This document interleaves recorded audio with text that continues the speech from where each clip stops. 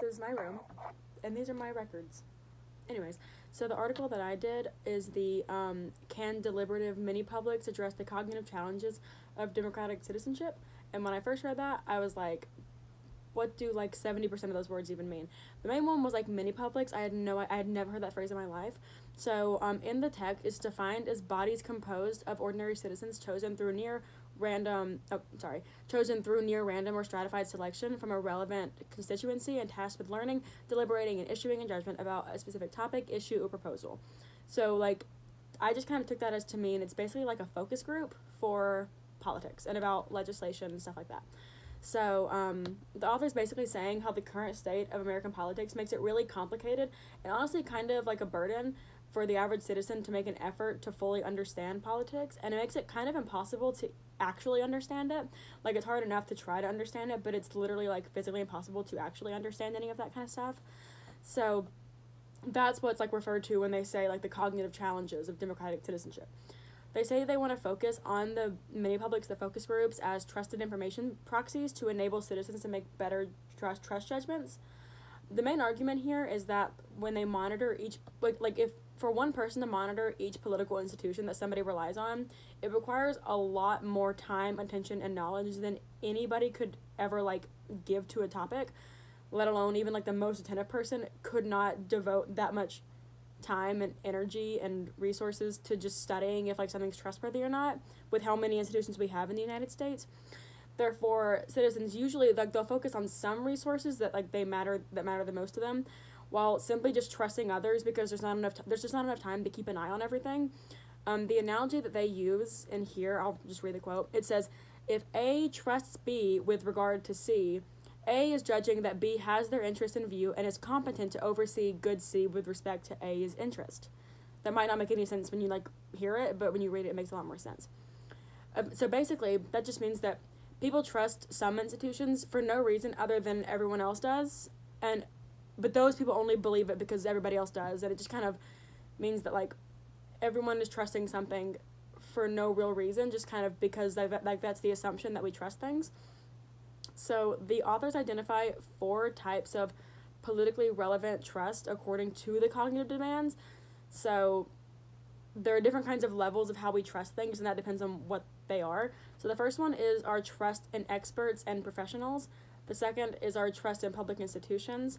The third is selective trust in political representatives. And the last is trust in information proxies that facilitate citizen judgment. And that basically means like the MiniPublic. Like that's what that's referring to. So the first one is trust in experts and professionals, and that's the most straightforward one. It's like we trust doctors because they're doctors, and we should. It's when you like trust somebody because you don't have any reason to not trust them, and you don't have the knowledge to disprove them, so you just trust them just because you do. So that makes it like the least demanding kind of trust cognitively because it doesn't require any knowledge on the matter. Like if I go to a doctor, I'm not gonna question everything the doctor's telling me. I'm just going to assume that they probably know best. What the thing says I thought was really interesting, it says that like that we need to know that incompetent people will lose their status as an expert if they make a mistake because they're incompetent. So therefore, anyone who is currently an expert is trustworthy and they are competent, because if they weren't competent, they would have been removed from their status as an expert. So we trust them just because we do. It does make a point that there is some level of generalized distrust of those kind of institutions because of controversies that can surround like the example that it gives is like immunization and vaccination. Like those can be pretty iffy topics, and some people think that there's some kind of big agenda by the medical field. So like that is like an outlier, but it is still a thing. Second one was the trust in public institutions. This one's a bit more cognitively demanding because it's one of those things like it technically is political, but also like it's kind of not. Like it's political in the sense that like people are elected or appointed, there are conflicting interests involved, and that trust can like go away pretty quickly if citizens suspect that there's some kind of outside interest. So they really don't like things that are done behind closed doors or not done transparently, because that feels very political to people and that makes people feel uncomfortable. So we trust them because like there is that expert aspect of it, but there's also that like motivated interest aspect that might make people feel a bit more uncomfortable about that. And that is exemplified in the third one, which is the selective trust in representatives. Because, like, for example, when we're talking about, like, experts, like, we just trust them all because we just do, for the most part. Representatives, since most people in the U.S. are partisan and we, like, have specific opinions that line up with certain ideologies, we're very selective in our trust, but when we do trust, we trust, and when we don't, we do not. It requires a lot of cognitive focus and a lot of attention to, like, fully understand what's even going on. That's why it's selective, and it also explains why whenever people say, like, I do or don't trust the government, their opinion on that usually changes based on who's in power, even though, like, it's typically the same people anyways. Since there are so many conflicting interests, that makes things a lot less trustworthy, kind of like how in the public institution it was very, when there was some conflicting interests, people would lose faith, or, like, in, like, Congress and, like, those kinds of, like, hyper-political aspects, there's a lot more competing interests. It also says that, like, people's judgments are very easily affected by very small things, but they're affected a lot more heavily if those very small things signal that that elected official has some kind of, like, compromised or betrayed principles. It's very easy to, like, get you to not like them if, like, the smallest thing indicates that they're being dishonest.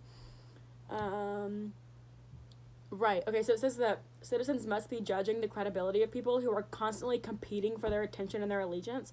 So, like, that's, like, mentally exhausting, and that seems to be the point of this whole thing, is that, like, politics and having, like, a thorough understanding of stuff is just tiring, and it's, like, it's hard, you can't do it, like, there's not enough energy in the world to, like, devote to knowing that kind of stuff. And then the last one is the MiniPublics thing, and that's, like, defined as, like, facilitated trust in information and judgment proxies. And a proxy is, like, somebody who delivers information or something on behalf of somebody else, whatever.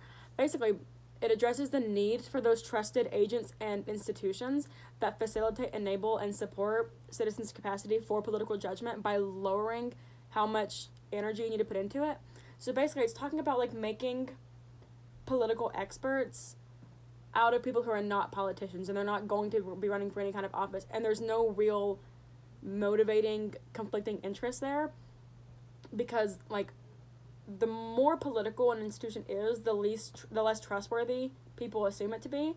And that, when I read that, that feels very paradoxical, because politicians are elected to, like, become experts in politics, like, to devote all of their time, their money, their attention, their energy, whatever, to, like, learning politics.